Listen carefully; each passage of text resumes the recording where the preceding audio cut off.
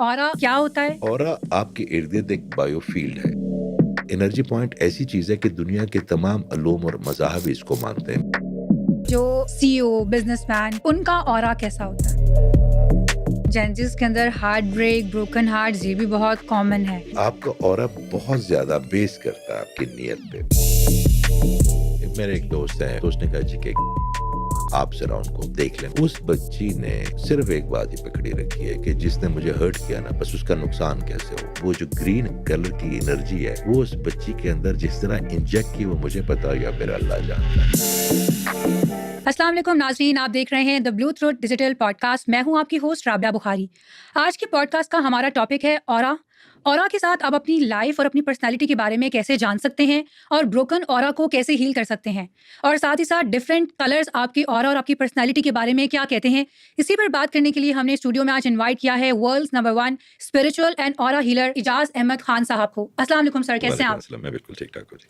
अच्छा सर, मुझे बताएं कि जो आर्मी ऑफिसर्स होते हैं, CEO, businessman, like well recognised people, उनका ऑरा कैसा होता है? डिपेंड करता है, हर इंडिविजुअल का अलग होता है। अगर कोई आर्मी ऑफिसर अच्छा है, मगर उस तरह का ऑरा कैसे बना सकता है? अगर कोई इंसान है वो उतना सक्सेसफुल होना चाहता है और उस ऑरा तक पहुंचना चाहता है, तो उसको क्या प्रैक्टिसेस करनी पड़ेगी? सक्सेस को डिफाइन करें आज। आजकल तो आपको पता है हमारे यहाँ तो आप अपना success, success, power, money, fame, ये सक्सेस है। लोग तो यही कहते हैं। आप क्या कहती हैं? आप माशाल्लाह बड़ी समझदार हैं। मुझे ऐसा लगता है कि सक्सेस इसमें है कि आपके पास जो कुछ भी, आप उसमें खुश हैं। You are humble, you are gratitude in whatever you have. तो उसके लिए आपको क्या पता, मैं अगर आपको ऑनेस्टली बताऊं कि मैं कई दफ़ा सीईओज़ को मिलता हूं, अभी आया हूं, भाई मिला, आपसे मिला, मुझे कई दफ़ा जो उनके बेल बॉयज़ होते हैं ना, वो अपने सीईओ से ज़्यादा मुतमईन होते हैं, तो मेरे लिए तो वो सक्सेसफुल है। देखिए, आपकी आसाइश है। मैं अक्सर जाता हूँ बाकी ममालिक में, दुबई के जो बड़े बड़े आप जिसको फैमिली कहते हैं, मैं उनको मिल के आता हूँ। मैं जो भी मैं उनकी लाइफ को बड़ा ऑब्जर्व करता हूँ। अगर जिनके अपने प्राइवेट जेट्स हैं, जिनके अपने यॉच हैं, जो जो जिनके अपने तेल के कुएं हैं, वो भी खुश नहीं है, तो क्या वो सक्सेसफुल है?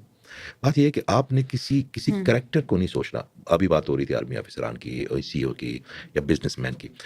जो बंदा राजी पर रजा होगा ना, और जो ग्रेटिट्यूड में है ना, जो अल्लाह ताला का शुक्र अदा करना चाहता, मेरा ख्याल है वही सक्सेसफुल है।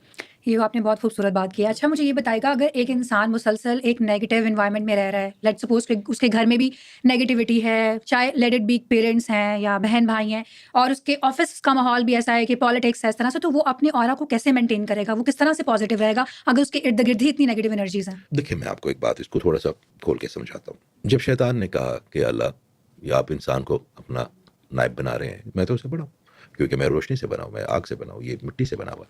तो ये जो क्लेम शैतान ने किया, क्या मेरे अल्लाह ने कभी इसको एक्सेप्ट किया?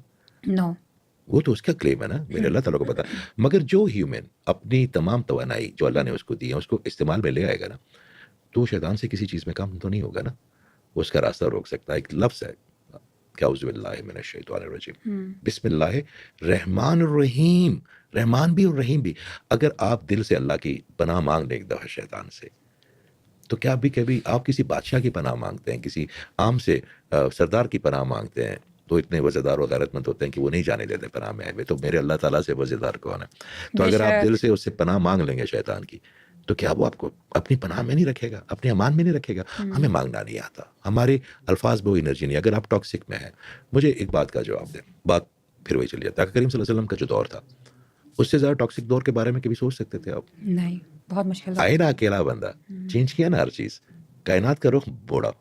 अगर आप उनको मुसलमानों की नज़र से ना देखें, आम किसी भी इंसान के, जिसका कोई मज़हब नहीं है, और उसकी हमारा प्रॉब्लम ये है ना कि हमें ब्रैड पिट की लाइफ का पूरा पता है, हमें विटनी ह्यूस्टन का लाइफ का पता है, हमें इस वक्त अपना कब डाइवर्स हो रही है कैटरीना की, कब दीपिका का किसके साथ, ये हमें सारा पता है। मगर हमें अपने असल वाले उस्ताद का नहीं पता, हमें अपने मेंटर का, असल वाले मोहसिन का नहीं पता। उनकी लाइफ के बारे में हमने सिर्फ सुनतों में रखा, वजारियत पे, उनकी इमोशन के बारे में नहीं पता। तो एक अगर पॉजिटिव आदमी आ जाए ना, वो पूरे माहौल को चेंज कर सकता है। वो क्यों उस माहौल का हिस्सा बनेगा? क्यों?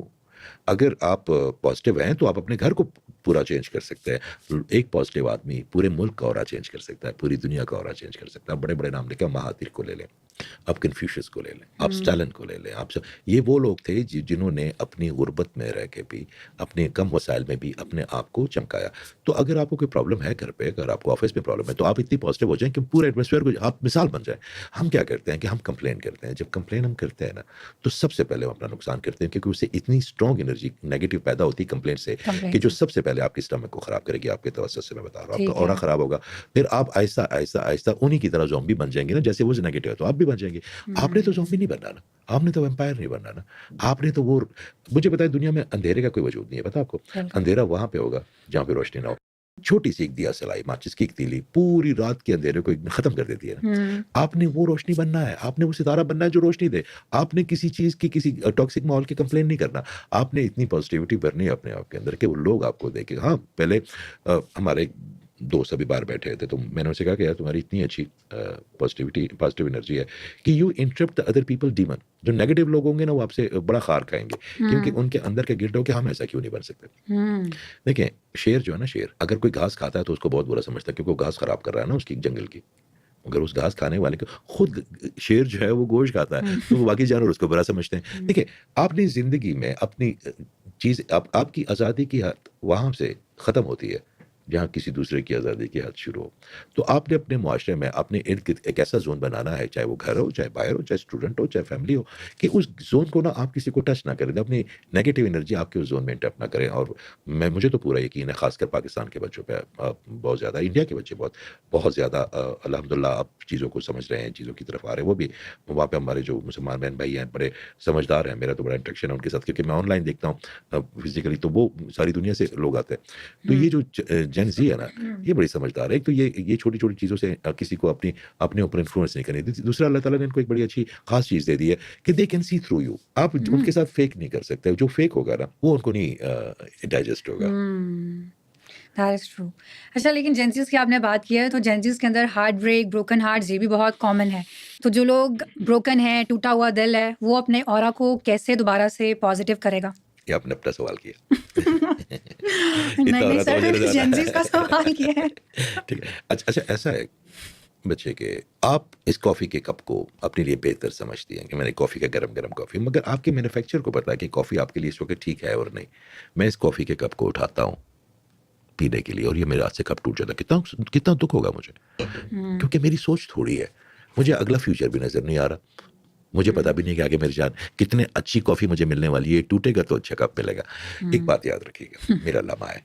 जो आपको वो देता है वो आपके लिए बेहतर होता है, जो आपसे ले लेता है वो आपके लिए बहुत ज़्यादा बेहतर होता है। आपको ये फिनोमेना समझना पड़ेगा। ये शैतान हमें एक चीज़ से बांध देता है कि ओहो, ये कप तो दुनिया का आखिरी कप तो टूट गया।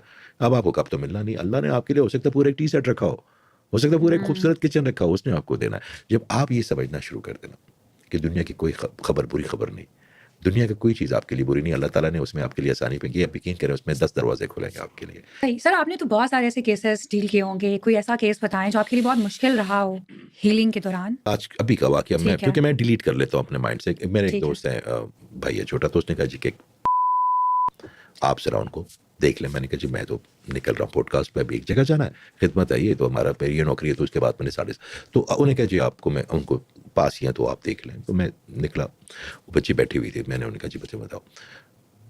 उस बच्ची ने सिर्फ एक बात ही पकड़ी रखी है कि जिसने मुझे हर्ट किया ना, बस उसका नुकसान कैसे हो, वाई रिजेक्ट क्यों किया। अब मैंने उसको ये समझाने की कोशिश की कि बेटा तुम एक तो इतनी, वो बिल्कुल ही आप समझ लें, कोई पागल नहीं हो जाता बंदा, उसके बाल बिखरे हुए हैं, बड़ी शी वाज 25-26 कुछ ऐसी होगी, अजीब सी उसकी हालत थी, लगता था कि इसने मुंह बड़े अरसे से नहीं धोया। तो मैंने उससे सबसे कहा, मैंने कहा व्हाट अ वेस्ट। मैंने फिर उसको बिठाया, मैंने उसे कहा कि देखो बात सुनो, मैं कहीं जा रहा हूँ, नमाज की कज़ा है मगर खिदमत की कज़ा नहीं है। अच्छा, जितना मैं उसको अच्छा, कुछ लोग होते हैं उनका रिसीवर बंद होता है, सिर्फ ट्रांसमीटर खुला होता है। अच्छा। वो कहते हैं जी आपकी लॉजिक क्या है, हमें समझाया तो मान लेंगे, नहीं तो आपकी मर्जी। मैं भी जो दोस्त पे तो नहीं आपकी लॉजिक मान सकते ना, मैं एक्सप्लेन करूँ तो उनको एक्सप्लेन करना करना होता पड़ता। तो जब उस बच्ची का रिसीवर, फिर मैंने कहा नहीं, ये बात उसे नहीं सुनेंगे। मैंने उनसे कहा कि एक मिनट, ये पानी की बोतल हाथ में पकड़ो, पकड़ ली। पहले तो उनको मैंने माफ़ कराने की कोशिश। अच्छा, जब तक आप किसी को ना माफ़ नहीं करते, आपके अंदर जगह नहीं बनती किसी भी एनर्जी को लेने के लिए। हमारे अंदर इतने बुत होते हैं कि हमने अपने अंदर बहुत भीड़ मचाई होती है, अच्छी जगह रखने की हमारे पास जगह नहीं है, कैपेसिटी नहीं होती। तो फिर जब मुझे पता चला कि नहीं, तो फिर मैंने वो जो ग्रीन कलर की एनर्जी है, वो उस बच्ची के अंदर जिस तरह इंजेक्ट की, वो मुझे पता या मेरा अल्लाह जानता है। तो जब उसकी आँखें खुली, उसने कहा, नहीं सर, आप बात सही करते हैं, ठीक है, जो हो गया बस बेहतर है। मेरे माँ-बाप ने भी कहा है, तो वो जब गई ये कह के कि बहुत शुक्रिया, तो मुझे बड़ा मज़ा आया, मुझे अच्छा लगा। ये आज ही सुबह की बात है, ठीक आपके आने है। से 1 घंटा पहले की बात।